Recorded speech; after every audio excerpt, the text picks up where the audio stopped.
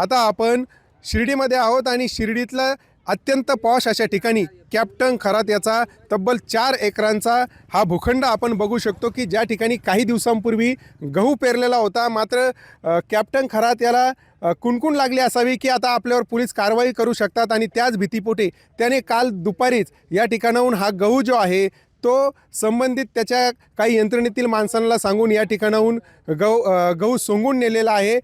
खरं बघितलं तर हा जो सगळा परिसर आहे शिर्डीतला, इथे जमिनीच्या किमती ज्या आहेत त्या गगनाला भिडलेल्या आहेत आणि अशातच अत्यंत अल्प दरामध्ये कॅप्टन खरात याने हा सगळा 4 एकरचा प्लॉट जो आहे तो फसवणूक करून संबंधिताची बळकावल्याचं देखील या ठिकाणी निदर्शनास येतं आहे। त्यामुळे येणाऱ्या भविष्यकाळामध्ये आता या कॅप्टन खरातच्या बाबतीमध्ये कोपरगाव असेल, शिर्डी असेल, राहाता असेल या ठिकाणी देखील त्याने अनेक जमिनींचे व्यवहार केल्याची माहिती समोर येत आहे। त्या अनुषंगाने देखील आता पोलिसांना हा सगळा तपास करावा लागणार आहे। एकीकडे महिला अत्याचार प्रकरणामध्ये कॅप्टन खरात अडचणीत आलेला असतानाच आता या जमिनींच्या घोटाळ्यामध्ये किंवा जमीन बळकावल्यांच्या प्रकरणामध्ये देखील कॅप्टन खरात पुरता अडकल्याचं बघायला मिळतंय।